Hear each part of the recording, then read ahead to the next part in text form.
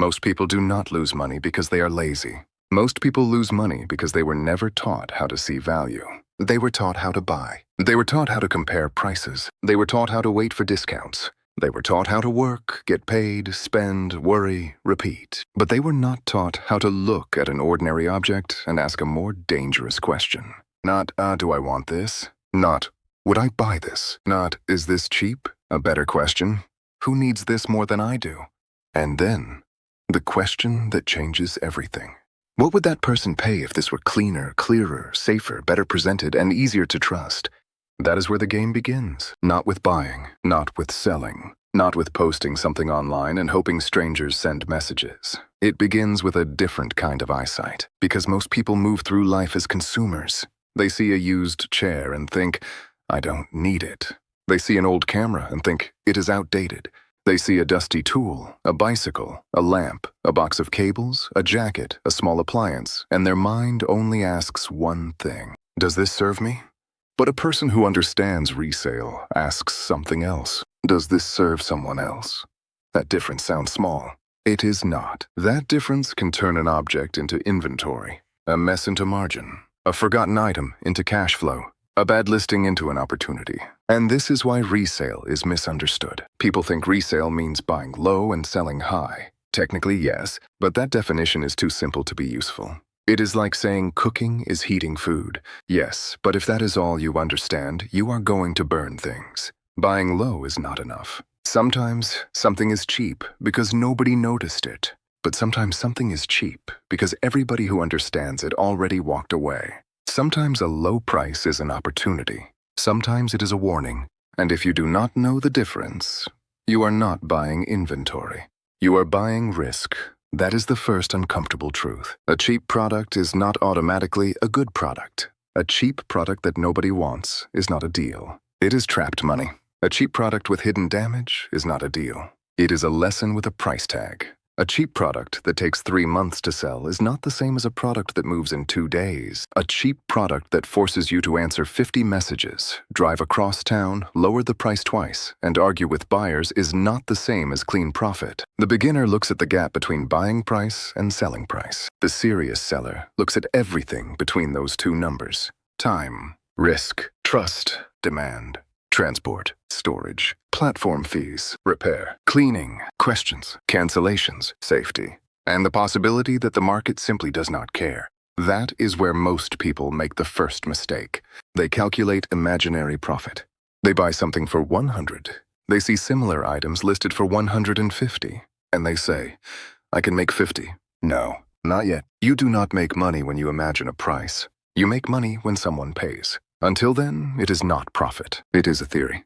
And theories do not pay bills. This is why resale can be one of the best small schools of business, but also one of the fastest ways to expose your own bad thinking. Because resale does not care about your excitement. It does not care that you thought the product was beautiful. It does not care that you saw someone else selling something similar for more. It does not care that you need the money. The market answers in only 2 languages, interest or silence. And silence is information. If nobody messages, that is information. If everybody asks but nobody buys, that is information. If every offer is far below your price, that is information. If the product sits for weeks, that is information. The question is whether you are mature enough to listen. Because many people do not listen. They get offended. They say buyers are cheap. They say people do not understand value. They say the platform is bad. They say the market is dead. And sometimes, yes, the market is difficult. But the useful question is not, why is the market unfair? The useful question is, what is the market telling me that I do not want to hear? Maybe your price is wrong. Maybe your photos do not create trust. Maybe the product is not as desirable as you thought. Maybe you bought too late. Maybe the trend already passed. Maybe your listing is unclear. Maybe you are posting in the wrong place. Maybe you bought emotionally. And now you are trying to sell rationally. That is a painful combination, and it happens all the time. People buy like consumers and try to sell like business owners. It does not work. If you buy like a consumer, you fall in love with the object. If you sell like a business owner, you must detach from it. A consumer asks, do I like it? A seller asks, will it move? A consumer asks, is it cool? A seller asks, who is the buyer? A consumer asks, how much is it worth to me? A seller asks, what will the market actually pay?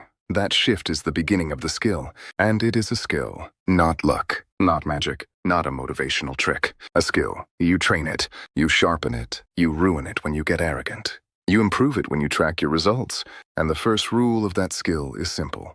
Do not confuse low price with real value.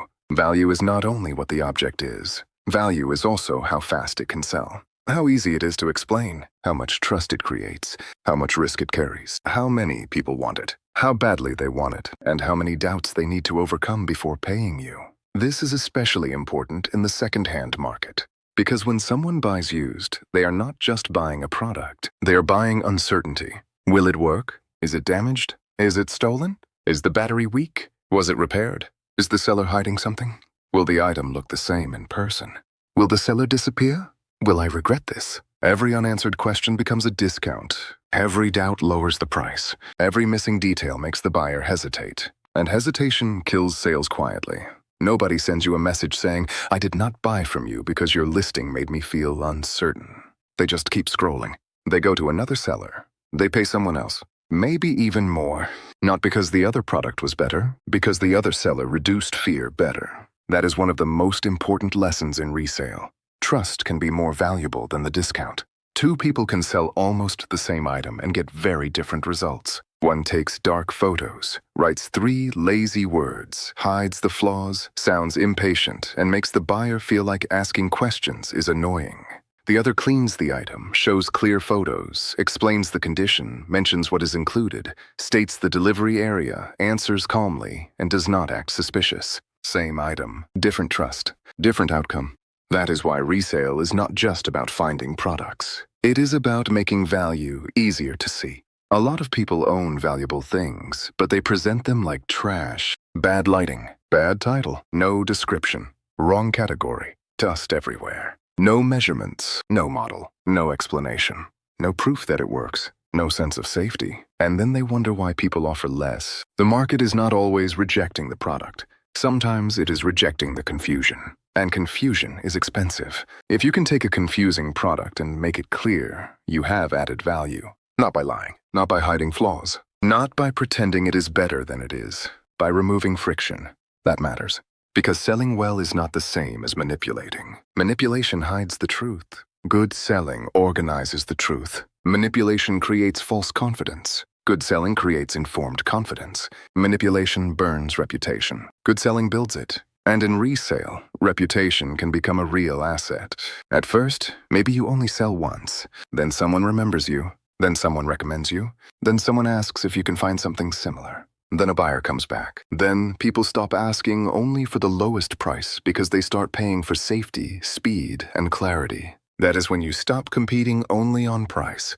And that matters because there will always be someone cheaper. Always. Someone more desperate. Someone who does not calculate correctly. Someone who does not care about reputation. Someone willing to cut the price to move fast. If your whole strategy is being the cheapest, you are trapped. Because the cheapest seller is always one desperate person away from losing. But if your strategy is trust, clarity, speed, and honest presentation, you build something more durable. You are not only selling the product, you are selling peace of mind. And peace of mind is scarce in used markets. That is why it has value.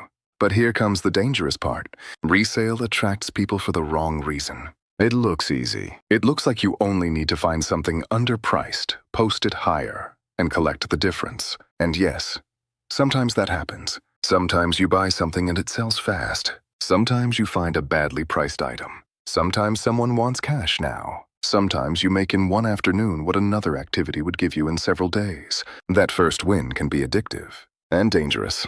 Because the first quick win can make you think you understand the whole game. You do not. A first good sale does not mean you have a business. It means one transaction worked.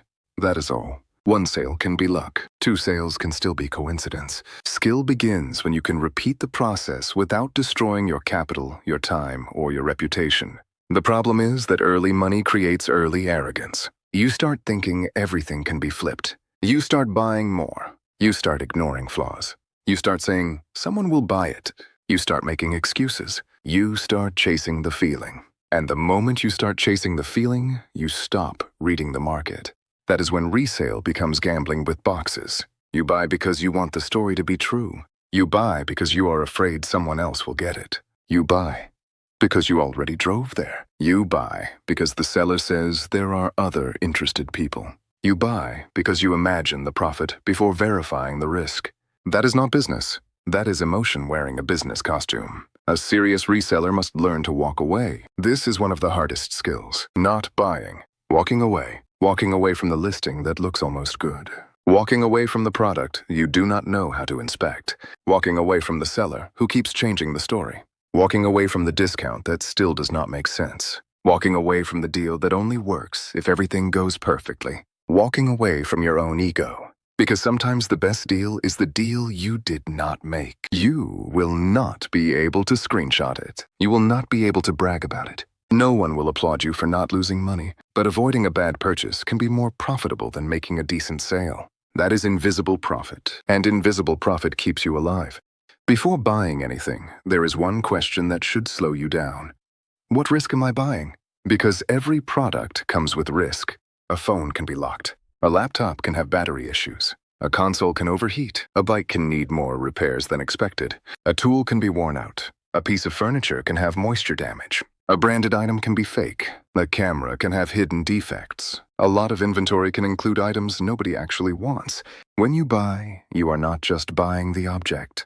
You're buying its problems, its history, its doubts, its demand, its selling time, its buyer expectations, its possible complaints. And if you do not know how to evaluate those things, you are not buying an opportunity. You are buying uncertainty. That is why a simple rule can save beginners a lot of money.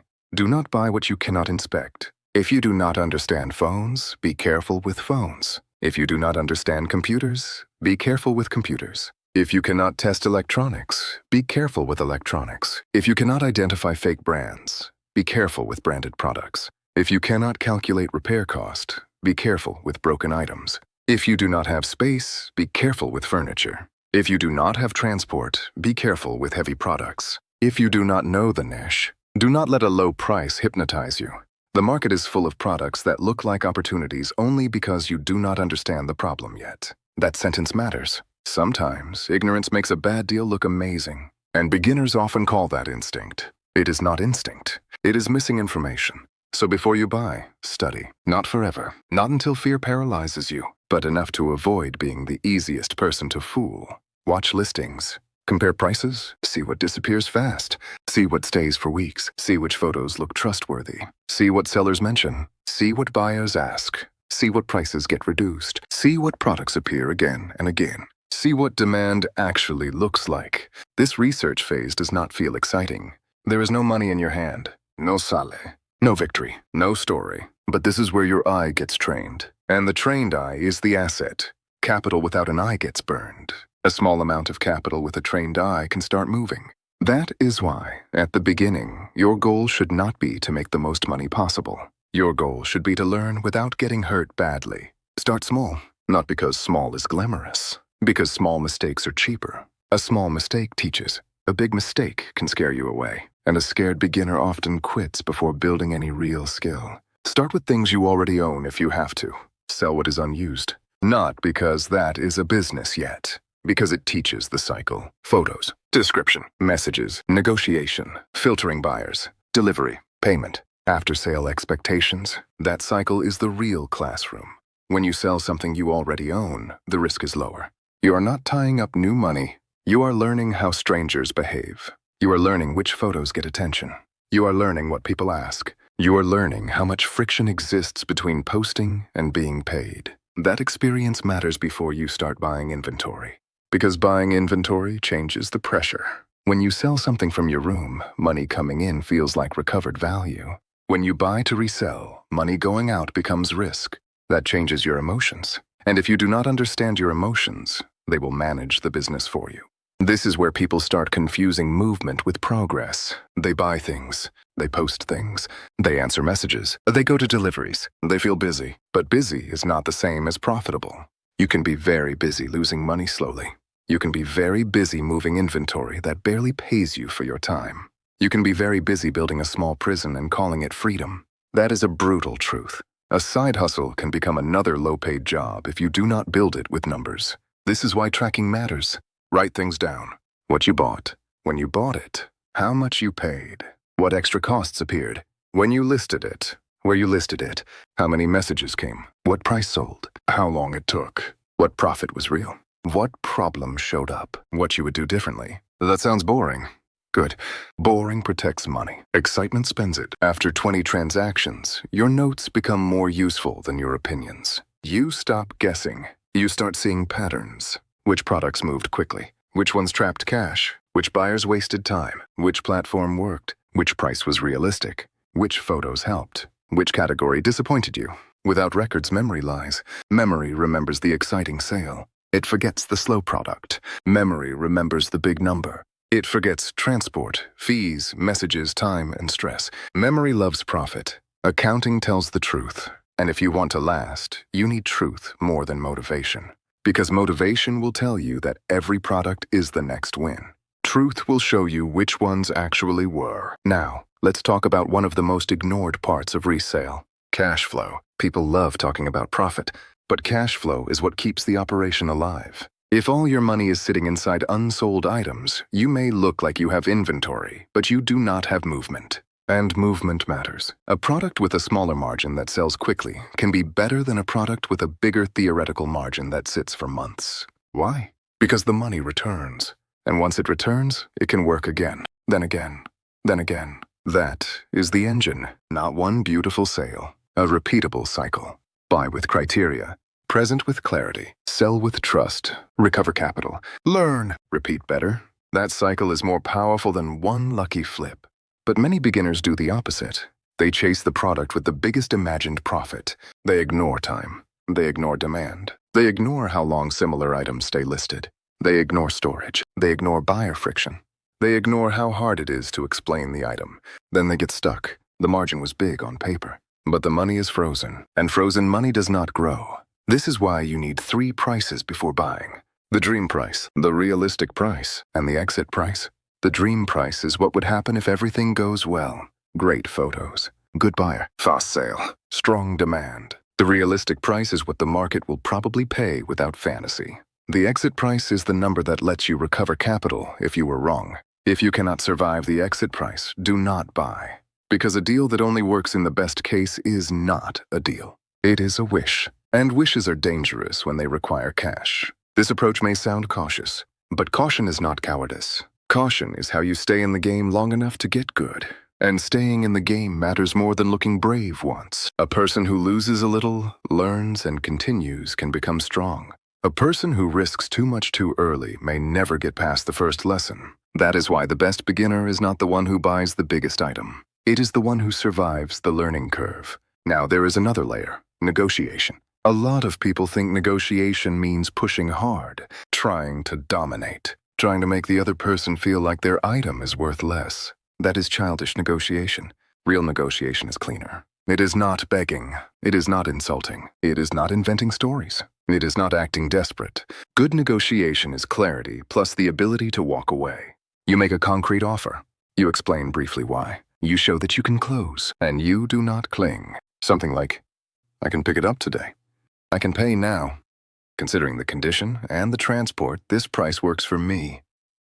If that helps you, we can close. If not, no problem. That last sentence is powerful. If not, no problem. Because it shows you are not trapped. And in negotiation, the person who cannot walk away is already paying more than money. They are paying with emotional dependence. The desperate buyer loses. The desperate seller loses. The calm person with limits usually does better. Before you negotiate, know your maximum. Know your minimum profit. Know your red flags. Know what makes you walk away. If you decide all of that during the emotional moment, you are late. Emotion will negotiate for you. And emotion is terrible with numbers. It will say, just pay a little more. You already came here. This could be big. Someone else will take it.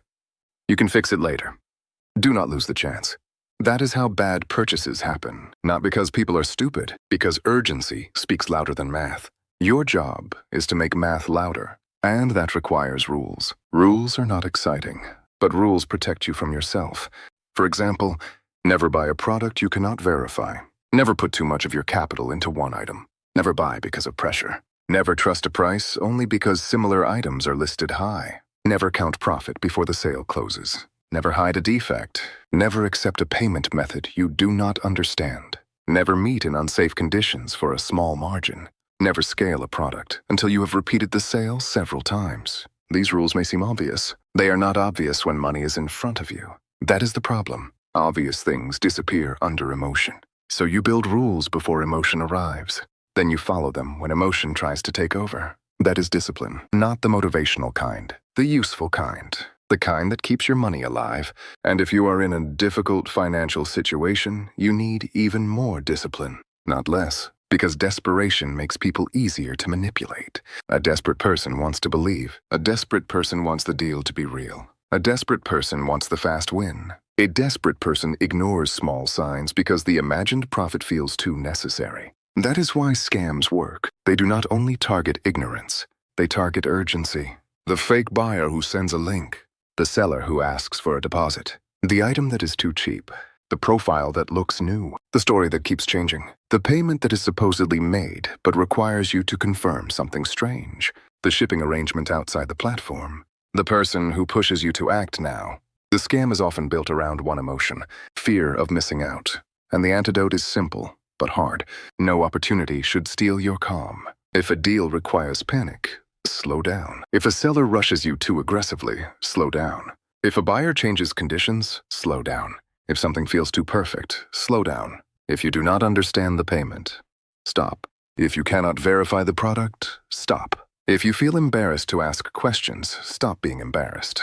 Your money deserves questions, and a serious seller should tolerate reasonable questions. If they do not, that is also information. Remember this: a real opportunity can survive verification. A scam needs speed. A bad deal needs your excitement. A good deal can handle your caution. That one idea can save you a lot. Now let's go deeper. Because resale is not only a money skill, it is a shame test. Many people do not sell because they feel embarrassed. Embarrassed to post, embarrassed that friends might see, embarrassed to negotiate, embarrassed to offer something, embarrassed to look like they need money, embarrassed to be seen trying. That embarrassment is expensive. It keeps people passive. They say they want more money, but they do not want to be visible doing the uncomfortable things that can create it. They want opportunity without exposure. They want income without rejection. They want progress without awkwardness. But almost every business skill requires some form of exposure. At some point you have to say, this is what I offer. This is the price. This is the condition. This is what I can solve.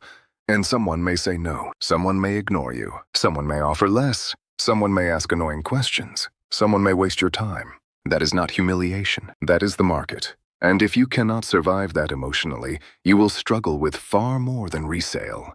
Because selling is not only about products. Selling is the ability to communicate value without collapsing when people do not immediately agree. That skill can help you in business, in work, in services, in content, in negotiations, in your career, in almost anything that requires other people to recognize value. A person who cannot sell often cannot defend their own value either. They wait to be chosen. They wait to be noticed. They wait to be paid fairly. They wait for someone else to decide. And sometimes waiting becomes a whole life. Resale interrupts that pattern. It forces you to act, not perfectly, not dramatically, but practically. You put something in the market. You see what happens. You learn. That alone can change a person, because it breaks the idea that money only comes from obeying a schedule. It shows another mechanism. Attention turned into exchange. You notice something. You understand a need. You reduce fear. You present clearly. You close. You learn. That is not magic. That is commerce. And commerce is one of the oldest forms of human behavior. People have always exchanged objects, food, tools, information, access, convenience, trust, time. Resale is just one modern, simple, visible version of that. But the deeper lesson is bigger than used items. The deeper lesson is that value is often trapped inside bad communication, inside disorganization, inside urgency, inside lack of trust, inside people not wanting to do the work, inside things being in the wrong hands, wrong place, wrong format, wrong condition, wrong presentation. If you can move value from where it is stuck to where it is wanted, you can create margin. That sentence is the whole game. Move value from where it is stuck to where it is wanted. Sometimes that value is a product. Sometimes it is information. Sometimes it is a service. Sometimes it is a skill. Sometimes it is attention. Sometimes it is trust. Sometimes it is time saved. That is why resale can become a gateway into bigger thinking. Not because everyone should become a reseller forever, but because it trains a business instinct. A practical one, not fancy, not academic. Real. Can I buy this safely? Can I understand the buyer? Can I reduce their fear? Can I price this correctly? Can I move it fast enough? Can I repeat this? Can I avoid lying? Can I avoid tying up too much money? Can I learn from the result? These questions are small, but they build a serious mind. And serious minds are rare. A lot of people want money. Fewer people want the discipline that protects money. A lot of people want opportunity. Fewer people want to study boring details. A lot of people want freedom. Fewer people want the systems that make freedom possible. That is why resale can either sharpen you or expose you. If you are impulsive, it will show. If you are disorganized, it will show. If you hate tracking numbers, it will show. If you cannot deal with rejection, it will show. If you lie to yourself, it will show. But if you pay attention, every flaw becomes a training point. You can become better, cleaner, sharper, calmer, more strategic. And once you become that, the products are no longer the main thing. Your eye is, your process is, your ability to read people is, your ability to read risk is, your ability to say no is. That is where the real value accumulates. And this is where many people get confused. They think the goal is to find better products, better phones, better consoles, better laptops, better furniture, better tools, better anything. But better products are not enough if you are still the same kind of buyer. Because a bad buyer can ruin a good product. A bad buyer pays too much. A bad buyer ignores details. A bad buyer gets emotional. A bad buyer trusts the wrong person. A bad buyer does not calculate time. A bad buyer thinks every low price is a blessing. A bad buyer thinks being busy means winning.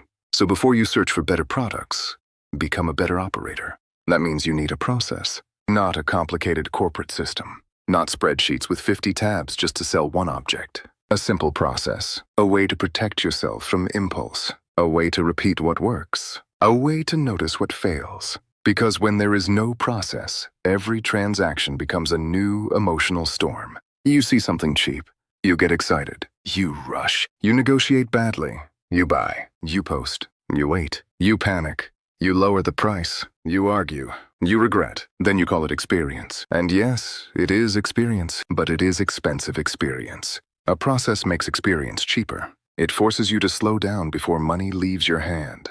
And the first part of the process is selection. Not everything deserves your attention. This is hard to accept because beginners want to see opportunity everywhere. They want every listing to matter, every discount to matter, every item to be the one. But if everything looks like an opportunity, you do not have vision. You have hunger, and hunger is useful for starting, but terrible for deciding. Hunger gives you energy. Criteria gives you direction. Without criteria, hunger becomes a trap. So your first job is not buying. Your first job is choosing the field where you can become less ignorant than the average person. That is a powerful goal. You do not need to know everything. You only need to become less ignorant than the person selling carelessly and the person buying fearfully. That gap creates opportunity. If you understand one small category well enough, you start seeing things others miss. You notice when a product is underpriced. You notice when a listing is hiding a problem. You notice when accessories increase value. You notice when condition matters more than brand. You notice when model year changes demand. You notice when a product is technically good but socially unwanted. You notice when something is popular in listings but slow in actual sales. That last point matters. A product can be everywhere and still not move well. Visibility is not demand. Listings are not sales. Asking prices are not closing prices. This is one of the biggest illusions online. You look at a platform, you see many people asking high prices, and you think, great, this sells for a lot. Maybe, or maybe, those are the products that have not sold. Maybe the real price is lower. Maybe the good deals disappeared before you saw them. Maybe you are studying the leftovers and calling them the market. That is why you need observation.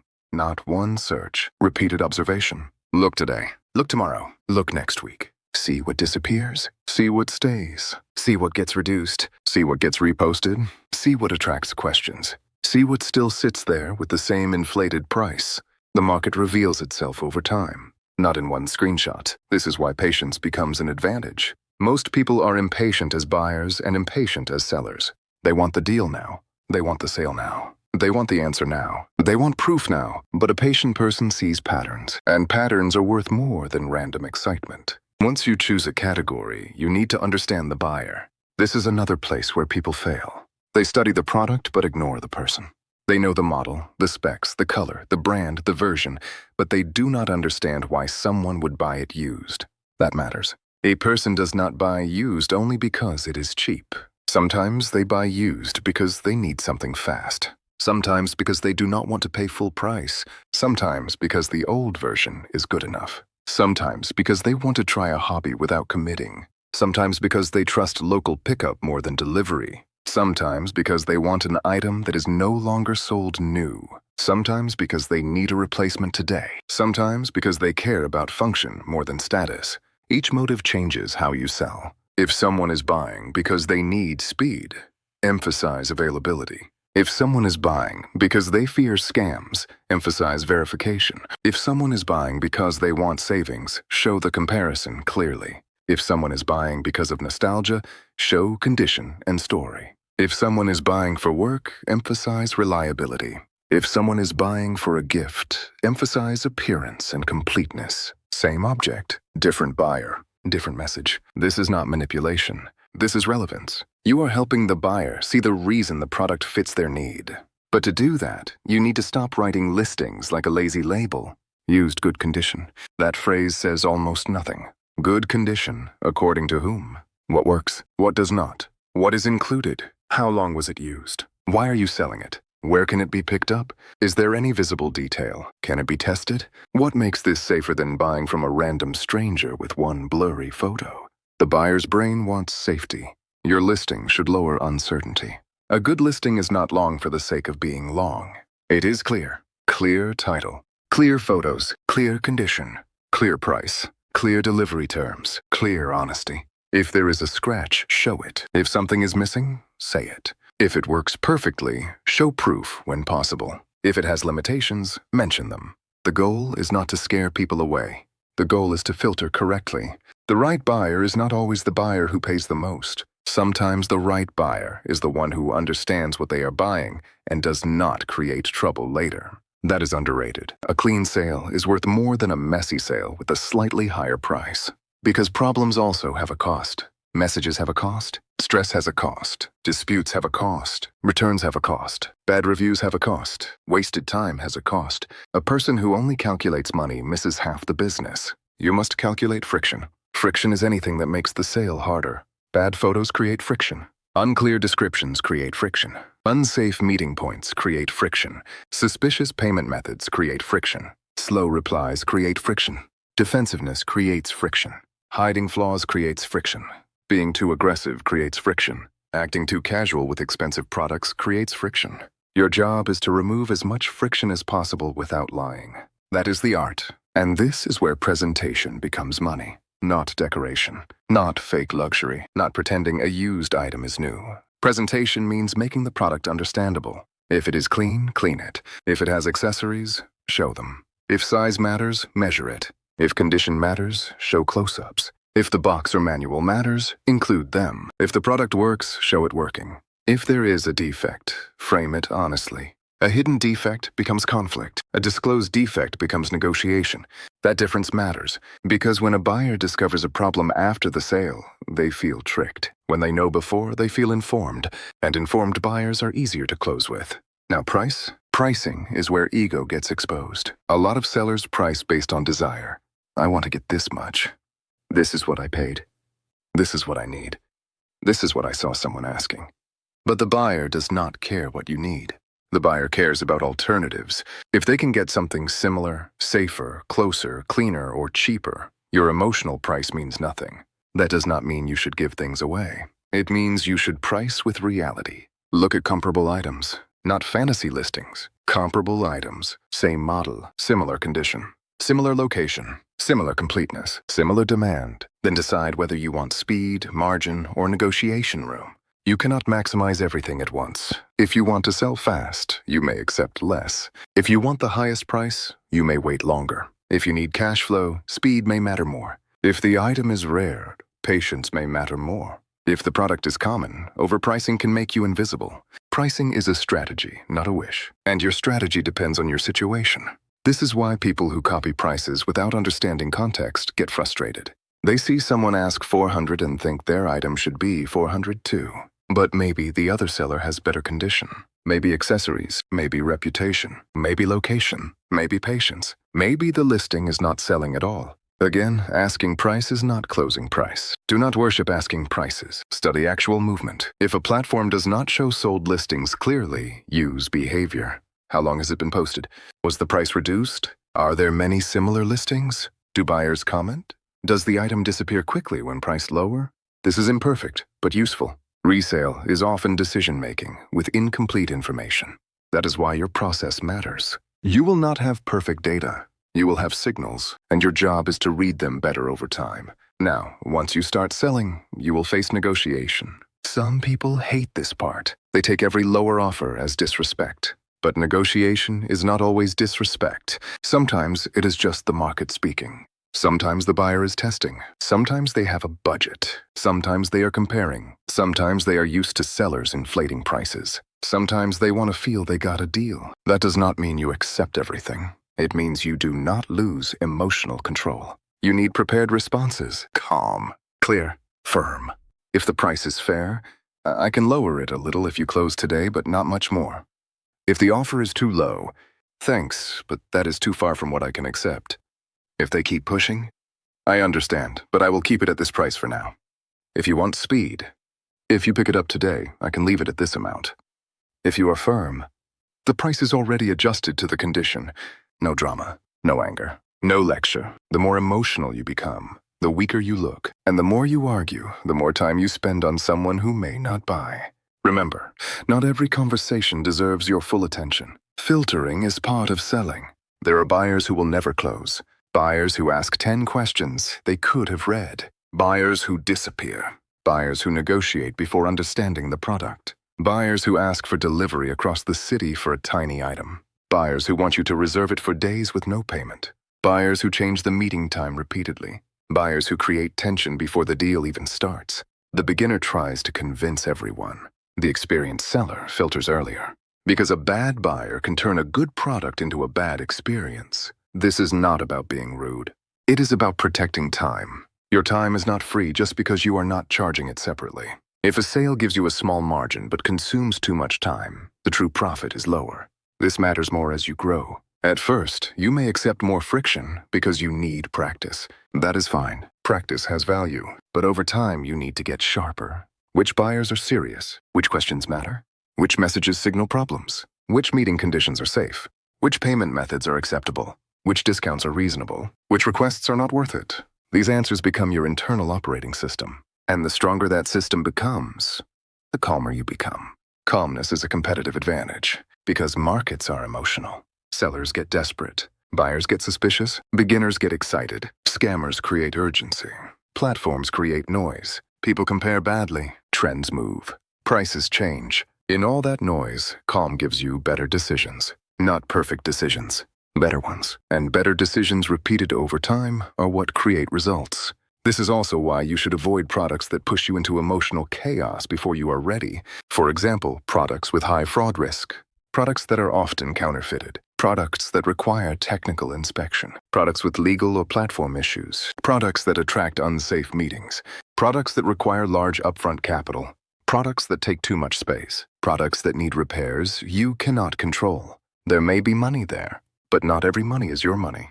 At least not yet. Some markets require experience. Some require contacts. Some require tools. Some require authentication.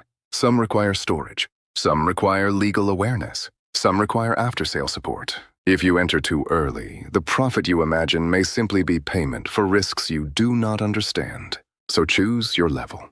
There is nothing weak about starting where you can verify. A person who grows carefully can later enter more complex categories. A person who jumps too fast may burn capital and confidence. Confidence matters, not fake confidence. Real confidence built from evidence. You sold, you delivered. You tracked, you learned, you repeated. That confidence is quiet. It does not need to brag. It just knows what to do next. Now, let's talk about scaling. Because this word gets abused. People hear scale and imagine more products, more money, more boxes, more everything. But scaling a bad process is just multiplying problems. If you buy badly with one item, buying 10 will not fix it. If you do not track costs with small money, larger money will only hide bigger leaks. If your listings are weak, more listings will create more weak results. If your customer handling is messy, more customers will create more mess. If your safety rules are poor, more meetings create more risk. Never scale confusion. First, make it repeatable. Repeatability is the foundation. Can you find similar products consistently? Can you inspect them? Can you buy at the right price? Can you list them quickly? Can you sell within a reasonable time? Can you handle buyers without losing your mind? Can you track your real margin? Can you recover when something goes wrong? Can you repeat this without depending on luck? If the answer is yes, you may have something scalable. If the answer is no, you have a lucky pocket. A lucky pocket can still make money, but do not build your life around it. The next step after repeatability is sourcing. Where do products come from? Random listings? Friends? Local groups? Estate sales? Clearances? Small stores? Repair shops? People moving? Suppliers? Returned goods? Each source has advantages and problems. Random listings can produce good deals, but they are inconsistent. Friends and acquaintances can bring trust, but limited volume. Clearances can offer volume, but lower margins or more competition. Suppliers can offer consistency, but require capital and negotiation. Returned goods can be profitable, but condition risk is higher. Used items can be cheap, but inspection matters. Every source has a cost. Sometimes the cost is money, sometimes time, sometimes risk, sometimes relationships, sometimes storage, sometimes complexity. A serious reseller does not ask only, where is it cheap? They ask, can I source this repeatedly? Can I control quality? Can I sell fast enough? Can I handle problems? Can I protect reputation? This is where many people make another mistake. They move into volume before understanding quality control. They buy lots, boxes, bundles, bulk inventory. It feels exciting. It feels like business. But bulk can hide garbage. A lot of 10 products where 3 sell, 2 break, 2 are missing parts, and 3 sit forever may not be as profitable as it looked. Volume without selection is just bigger uncertainty. That does not mean bulk is bad. It means bulk requires better math. You must estimate sell-through rate, average sale price, defect rate, time to sell, storage, testing, returns. Your worst case, not only the beautiful case. A bulk deal is not good because the unit cost is low. It is good if the usable units, sold at realistic prices after time and costs, produce acceptable return. That sentence is less exciting than, I bought a huge lot for cheap, but it is the sentence that protects you. Now, as you improve, you may start seeing something interesting. People begin to ask you for things, not just buy what you post. They ask, do you have another one? Can you get me something similar? Let me know if you find this. Do you repair these? Do you know someone who has one? That is a sign. It means you are moving from random seller to useful contact, and that is valuable, because demand that comes to you is better than always chasing buyers. This is where content, reputation, and network can amplify resale. Not necessarily big influencer content, even simple local visibility, posting clearly, showing what you sell, showing what you buy, showing before and after cleaning, showing how to verify a product, showing honest tips, showing recent arrivals, showing customer trust. This can create inbound demand. And inbound demand changes the game. Because now people know what you do. They bring products. They ask for products. They prefer others. They see you as a solution. But again, this only works if your reputation is clean. Content can attract attention. But if the service is bad, attention only exposes the weakness faster. That is why you should not use marketing to cover disorder. Use marketing to amplify a process that already has some integrity. If you are honest, clear, and consistent, content helps. If you are messy, content increases the mess. Now this brings us to a bigger idea. Resale is not only about products. It is about positioning yourself between disorder and need. On one side, someone has something they no longer value correctly. On the other side, someone has a need but wants less risk. You stand between them. Your work is to move the value. Find it, verify it, and clean it. Explain it, price it, deliver it, support the transaction. That is a real function. When done honestly, it deserves margin. This matters because some people feel guilty about making money through resale. They think, but I bought it cheaper. Yes, because you did something the original seller did not want to do or did not know how to do. You found the buyer. You improved presentation. You took risk. You invested time. You handled messages. You made the transaction easier. Margin is not automatically abuse. Margin is abusive when it comes from deception, pressure, or exploitation. But margin earned through work, clarity, risk, and convenience is normal commerce. This ethical distinction matters, because if you do not respect it, you can go in two bad directions. One direction is guilt. You undercharge, apologize for selling, and never build anything. The other direction is predatory behavior. You hide flaws, pressure people, sell garbage, and burn trust. Neither is good. The strong path is clean value. Buy correctly. Disclose honestly. Price fairly. Negotiate clearly. Protect safety. Track reality. That path may be slower than hype, but it can last. And lasting matters, because anyone can force a few transactions. Not everyone can build a reputation that survives them. Now, there is one more trap: lifestyle fantasy. Resale content online often sells a dream. Fast cash, freedom, no boss, easy flips, screenshots, big margins, before and after. And yes, those moments can happen, but they are not the whole picture. There is also boredom, research, cleaning, testing, waiting, answering repetitive questions, dealing with people who disappear, carrying things, correcting mistakes, recording numbers, losing a little, walking away, learning categories, repeating basics. This is not bad. This is the real work. The problem is not that resale has boring parts. The problem is when creators hide the boring parts and sell the exciting parts as the whole business. That creates unrealistic expectations. And unrealistic expectations make normal difficulties feel like failure. If you expect every item to sell fast, a slow item feels like disaster. If you expect every negotiation to be smooth, a difficult buyer feels personal. If you expect every deal to profit, one mistake destroys motivation. If you expect easy money, real work feels like betrayal. So let's say it clearly. Resale can work, but it is work. Flexible work, maybe. Independent work, maybe. Scalable work, maybe. But work. If you respect that, you have a chance. If you disrespect it, the market will educate you. And the market is not gentle. Now, what would a smart beginner actually do? First, choose one small category. Not 10. 1. Second, study it for a short period before buying. Not forever, but enough to know normal prices. Third, sell items you already own to practice the cycle. Fourth, make your first purchases small. Fifth, track every transaction. Sixth, reinvest carefully. Seventh, avoid products you cannot inspect. Eighth, protect your reputation. Ninth, do not scale until repeatability appears. 10th, treat every sale as data. That is not glamorous, but it works better than chasing random deals.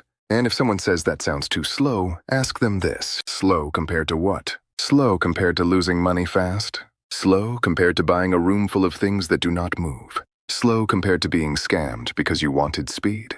Slow is not always bad. Sometimes slow is how you build the skill that later lets you move faster safely. The beginner wants speed before clarity. The experienced person wants clarity first, speed second. Because speed without clarity is just a faster mistake. Now, let's connect this to something bigger. Most people think financial improvement only comes from earning more at a job. And yes, earning more matters. Your higher salary can change many things.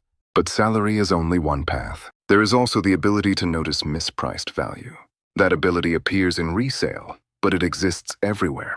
In services, in content, in real estate, in small businesses, in local needs, in professional skills, in unused assets, in underexplained knowledge, in messy systems, in people who need someone to organize what they cannot or will not organize. Resale is like a small laboratory for that ability. The stakes are visible. The feedback is fast.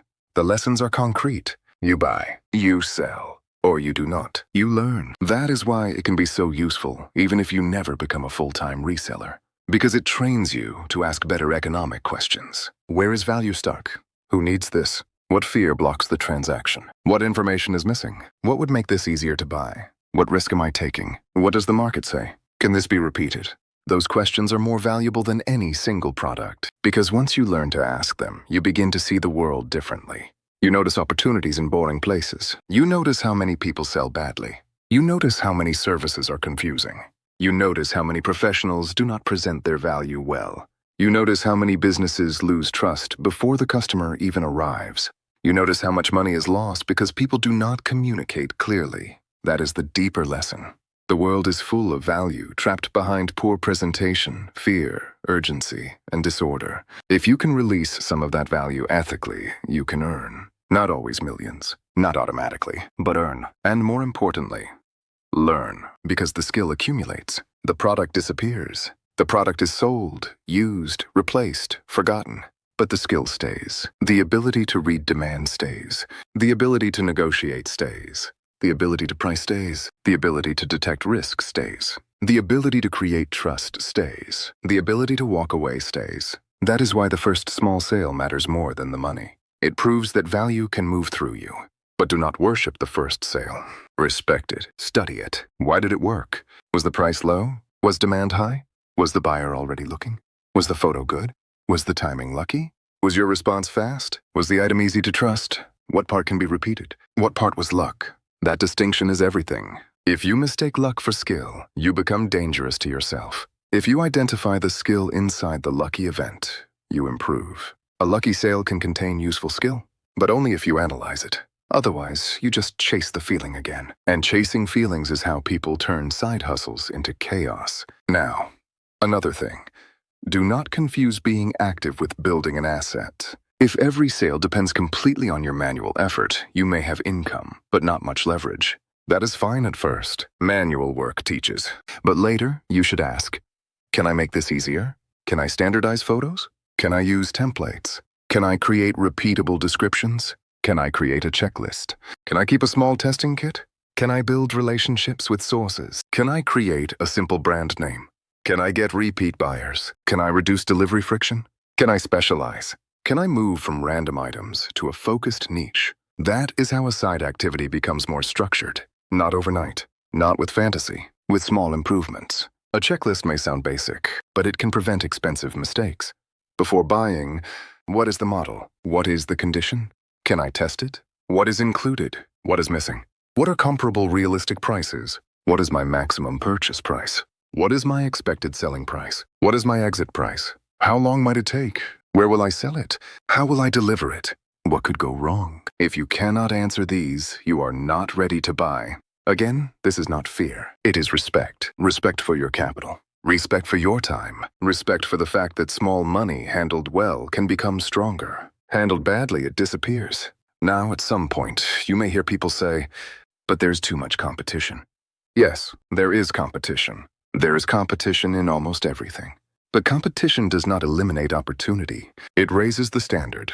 If everyone is selling the same thing badly, a better seller can still stand out. If everyone is competing on price, trust can differentiate. If everyone is posting lazy photos, clarity can differentiate. If everyone is unreliable, professionalism can differentiate. If everyone chases the same hot product, a less glamorous niche can be better. Competition forces you to ask a better question. What can I do better than the average seller? Not perfect, better than average. Can you respond faster? Can you take better photos? Can you write clearer descriptions? Can you inspect better? Can you deliver safely? Can you specialize? Can you bundle items? Can you separate items from a lot? Can you serve a specific type of buyer? Can you build trust in a local community? Can you create content around the niche? Can you offer after-sale clarity? There are many ways to compete besides price, but you must choose intentionally. If you do not choose, you default to price, and price is a brutal battlefield. Now, there is a final psychological shift that matters. At the beginning, you may think, I am selling things. Later, if you pay attention, you realize, I am solving uncertainty. A buyer wants something, but fears making a bad decision.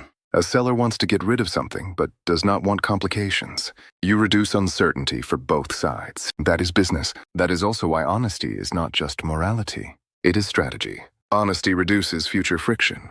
Honesty builds repeatability. Honesty filters the right buyer. Honesty protects reputation. Honesty lets you sleep. And if you think that sounds soft, you have not understood long-term commerce. Deception can create transactions. Trust creates continuity. And continuity is where real value lives. The person who lies to sell once has to keep finding new people to fool. The person who builds trust can sell again, can be recommended, can grow, can survive mistakes better because people believe the intention is clean. That matters, especially in small markets, especially locally, especially when reputation travels faster than ads. Now let's bring this down to earth. Imagine you have very little money. You want to start. You feel pressure. What should you avoid? Avoid buying the first cheap thing that appears. Avoid products you cannot test. Avoid sending deposits to strangers. Avoid meeting in unsafe places. Avoid expensive categories before you understand them. Avoid fake branded products or legally risky goods. Avoid repairing products if you do not know repair costs. Avoid counting revenue as profit. Avoid putting all your capital into one item. Avoid hiding defects. Avoid scaling before repeating. Avoid pretending that desire equals demand. What should you do instead? Look around. Find unused items you can sell honestly. Use them to practice. Pick one category. Study prices. Watch listings. Notice movement. Make your first purchase small. Track everything. Reinvest only part. Keep cash available. Build confidence slowly. Learn what buyers actually ask. Improve photos. Improve descriptions. Improve filtering. Improve safety. Repeat. This is not a fantasy. That is why it has a chance. Fantasies are attractive because they skip the boring middle. Reality is useful because it shows you the middle. And the middle is where skill is built. The middle is answering messages. The middle is saying no. The middle is taking better photos. The middle is lowering price when the data says so. The middle is accepting a small loss quickly instead of holding a dead item forever. The middle is not buying because your rule says no. The middle is writing numbers down. The middle is not glamorous, but it is where amateurs become serious, and seriousness is rare enough to create advantage. Most people want results. Few people want to become the kind of person who can produce them repeatedly. Resale will ask you to become that person, or it will expose that you only wanted the feeling. And that is the uncomfortable line, because many people do not actually want a business. They want the emotion of having found a shortcut. They want the story. They want the screenshot. They want the moment where they say, I made this much from one flip, and that moment can be real. But if that is all you chase, you will keep looking for the next exciting deal instead of building the boring machine that creates repeated results. The exciting deal is not the business. The repeated process is the business. The exciting deal gives you proof that something is possible. The repeated process gives you evidence that you can do it again. And in money, repeatability is everything. A one-time win feels good. A repeatable skill changes your position. That is why you should never ask only, how much can I make from this item? Ask, can I understand why this worked? Can I find something similar again? Can I sell it to the same type of buyer? Can I reduce the risk next time? Can I make the process faster? Can I protect the margin better? Can I repeat this without depending on luck? Those questions are less exciting, but they are richer.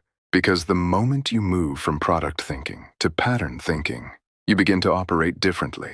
You stop worshiping objects. You start studying behavior. You notice that some things sell faster at the beginning of the school year. Some things move before holidays. Some things move after people get paid. Some things sell when temperatures change. Some things sell when a new model comes out and people sell the older one. Some things sell because people are moving. Some because people are starting a hobby. Some because people want status without paying full price. Some because they need a practical solution now. That is not random. That is human behavior. And commerce is human behavior with a price attached. If you understand that, resale becomes more than hunting for cheap items. It becomes reading small economic signals.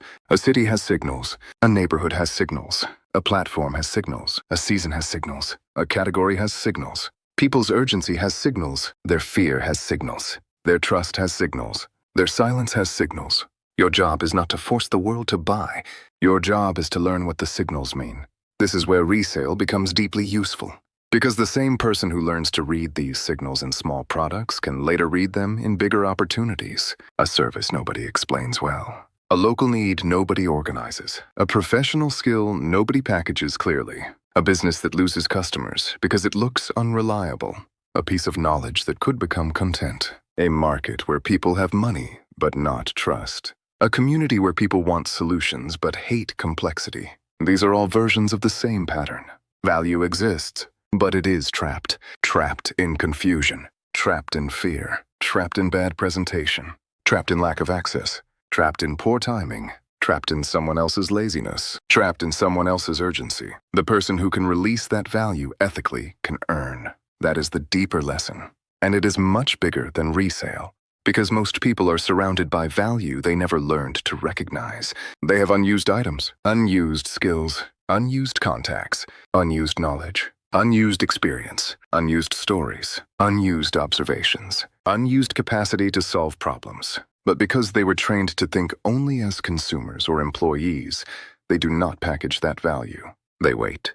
They wait for a raise. They wait for someone to notice. They wait for perfect conditions. They wait for the big idea. They wait for confidence. They wait for permission. And sometimes, waiting becomes the most expensive habit of all. Resale interrupts that habit. It does not solve everything. It does not guarantee wealth. It does not replace deeper financial strategy. It does not erase inequality. It does not make every person an entrepreneur. But it does something important. It gives fast feedback. You put value in front of the market. The market responds. You adjust. That loop is powerful because many people live for years without ever testing whether they can create value outside a fixed paycheck. They only know one path. Time in, salary out. Hours in, money out. Obedience in, payment out. And there is nothing shameful about salary. A salary can be honorable, stable, necessary, useful. But if it is your only mental model for money, you are fragile. Because then your income depends completely on someone else's evaluation of your time. Resale shows another model. Not better in every way. Not easier, but different. Value in, trust out, exchange completed. You do not need to abandon your job to learn this. You do not need to become reckless. You do not need to pretend that one side hustle will save your life. But you can use it as training. Training in seeing, training in pricing, training in human behavior, training in rejection, training in risk, training in patience, training in negotiation, training in not lying to yourself. And that last one might be the most important, because money reveals self-deception quickly. You say a product will sell. It does not. You say the price is fair. Nobody cares. You say the buyer is serious. They disappear. You say the defect is small. Everyone asks about it. You say the market is wrong. The market keeps ignoring you. At that moment, you have a choice. Defend your ego or improve your judgment. People who defend their ego keep repeating the same mistake. People who improve their judgment get dangerous in the best way. They become harder to fool, harder to pressure, harder to excite without evidence, harder to trap in bad deals, harder to convince with empty hype. That kind of person is not easily sold a fantasy. And in today's world, that is a serious advantage. Because almost every platform is selling some version of easy money. Easy trading, easy business, easy passive income, easy resale, easy content, easy real estate, easy everything. The promise changes. The psychology is the same. Skip the hard part. Skip the learning curve. Skip the boring middle. Just copy this. Just buy this. Just follow this formula. But real skill does not work like that. You can learn from others. You should. You can use frameworks. You should. You can avoid obvious mistakes. You should. But you cannot outsource your own judgment forever. At some point, you have to look at a product, a buyer, a price, a risk, a platform, a category, and decide. That decision is where skill lives, and the only way to improve that decision is to make it, track it, test it, correct it, and repeat. This is why small beginnings matter. Not because small money is impressive, because small transactions let you train the decision-making muscle. A small sale teaches you how people behave. A small mistake teaches you what you ignored. A small negotiation teaches you how you react under pressure. A small profit teaches you what can be repeated. A small loss teaches you where your assumptions were weak. You do not need to despise small beginnings. You need to extract everything from them. The person who learns deeply from small operations can become stronger than the person who jumps into big operations with weak judgment. Scale rewards structure. It punishes chaos. If you are chaotic at a small level, bigger numbers will not save you. They will magnify the damage. This applies to inventory, to time, to customer messages, to accounting, to delivery, to safety, to reputation, to everything. So before you dream about scaling, ask yourself, can I run this cleanly while it is small? If the answer is no, keep improving. There is no shame in that. The shame would be pretending to be ready and letting your money pay for the lie. Now, let's talk about reinvestment. When money comes in, it feels like reward. And part of it can be reward. That is human. But if you consume all the profit, the operation never grows. You did not build a system. You created occasional income. That may still be useful. But it is different. If you want to build, you need to separate money. Purchase cost, real profit. Costs, reinvestment, emergency buffer, personal withdrawal. Even if the numbers are small, the habit matters. Because the habit scales. If you cannot separate money at a small level, you will not magically separate it when more comes in. More money often makes bad habits harder to see. At a small level, mistakes are visible. Use that. Build the habit early. When you sell something, do not just celebrate the total amount received. Ask, how much of this is returning capital? How much is real profit? What did this cost in time? What part should go back into inventory? What part should stay liquid? What did I learn?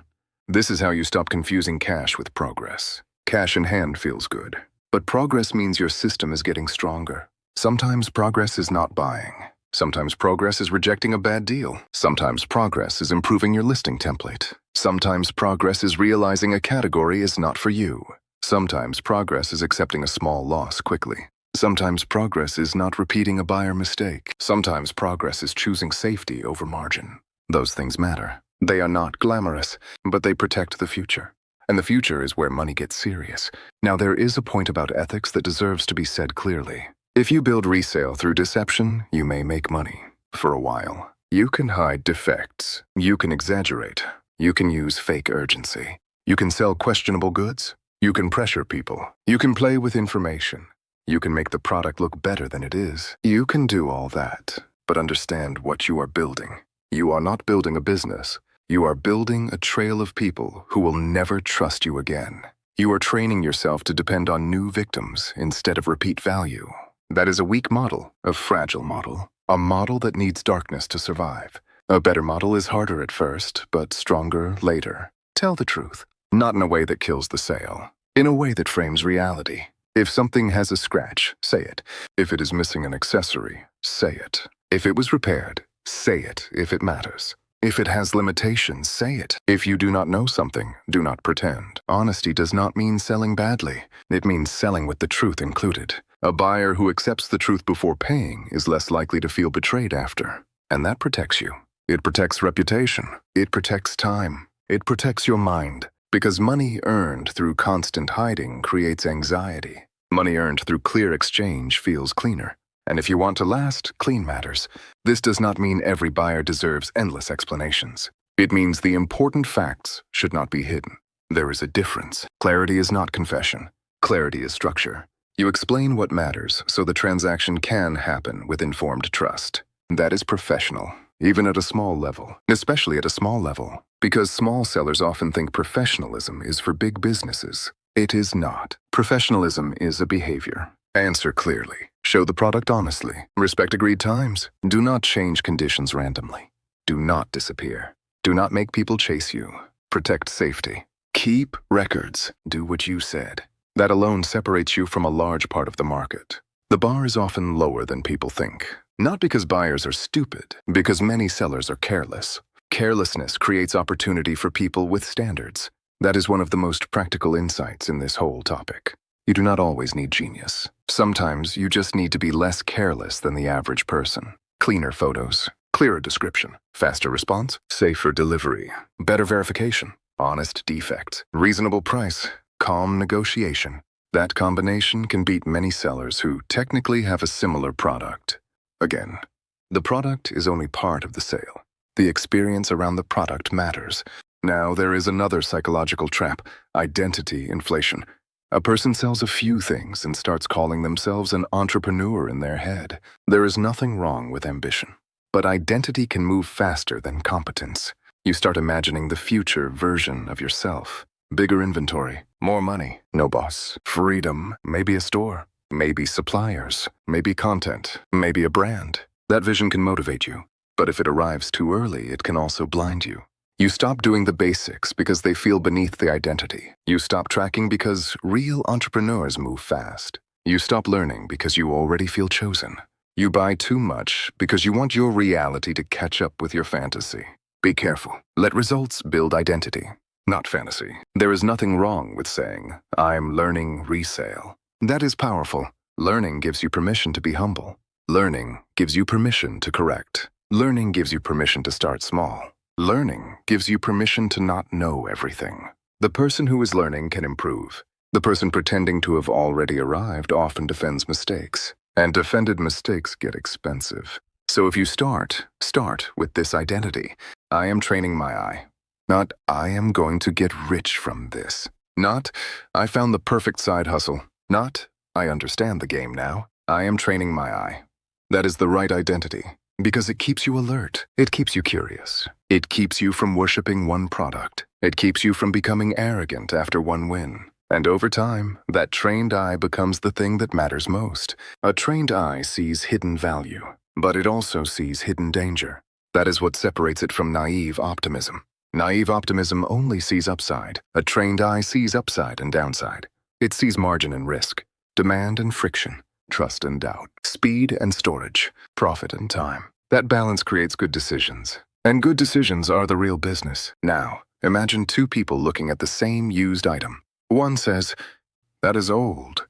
The other says, that is outdated for one buyer but useful for another. One says, nobody wants that. The other says, maybe nobody wants it at that price, in that condition, with those photos, in that platform. One says, that seller is asking too much. The other says, if it stays listed for 2 weeks, maybe there is room to negotiate. One says, this is cheap, I should buy it. The other says, why is it cheap? That last question is the difference. Why is it cheap? Ask it every time. Maybe it is cheap because the seller wants speed. Good. Maybe because the photos are bad. Interesting. Maybe because the category is wrong. Useful. Maybe because it is damaged. Danger. Maybe because it is fake. Stop. Maybe because demand collapsed. Careful. Maybe because everyone else knows something you do not. Investigate. A low price is not an answer. It is a question. Treat it that way. This mindset also protects you from hype products. Every few months, some category gets attention. Everyone talks about it. Everyone says it sells. Everyone rushes in. Then margins shrink. Competition rises. Buyers get picky. Scammers appear. Prices adjust. And the late beginner gets trapped buying what early movers already profited from. This happens in many markets. The lesson is not avoid trends. The lesson is do not enter trends blindly. If you enter a trend, understand timing. Understand competition. Understand exit. Understand what happens when demand cools. Understand what you will do if you are late. Because a product that was profitable 3 months ago may be mediocre now. The market moves. Your assumptions must move too. This is why constant observation matters more than copying old advice. Even good advice expires. A category changes. A platform changes. A season changes. A buyer preference changes. A new model appears. A shortage ends. A fashion dies. A new risk appears. If you are not observing, you are trading on stale information. And stale information can be expensive. Now, as this becomes clearer, the whole idea of resale becomes less childish. It is not buy cheap, sell high. It is read market signals, control risk, improve presentation, build trust, move value, track results, repeat what works, exit what does not. That is a serious framework, and it can be applied at many levels. A small item, a niche product, a service, a local business, a content channel, a property, an investment idea. The scale changes. The questions remain surprisingly similar. Where is value misunderstood? Who needs it? What blocks the transaction? What risk exists? What is the real demand? What is the exit plan? What information do I have that others ignore? What information might others have that I am ignoring? That last question is humility, and humility protects capital, because arrogance only asks, what do I know? Humility asks, what am I missing? In resale, what am I missing? Can save you. Missing damage, missing market saturation, missing legal risk, missing fake product signs, missing hidden costs, missing buyer behavior, missing your own lack of expertise, missing seasonality, missing storage issues, missing the fact that your time is being consumed. Ask it often. It will make you slower in the beginning, but sharper later. And sharper later is the goal. Now, let's talk about what happens when you actually start getting better. You may notice your emotional relationship with money changes. Not completely, not magically, but slowly. You stop seeing money only as something you receive after enduring work. You start seeing it as something that can move when value moves. That is a big psychological shift. You also become less impressed by appearances. A person may have lots of inventory, but weak cash flow. A person may show big sales but tiny profit. A person may brag about revenue but ignore costs. A person may move many products but destroy their time. A person may look successful and be disorganized behind the scenes. You start asking better questions. Not so how much did you sell, but how much did you keep? Not how many items do you have, but how fast do they rotate? Not how cheap did you buy, but how certain was the demand? Not how much did you make once, but can you repeat it?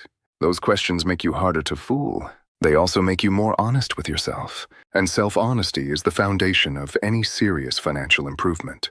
Because you cannot improve numbers you refuse to see. You cannot fix a process you refuse to measure.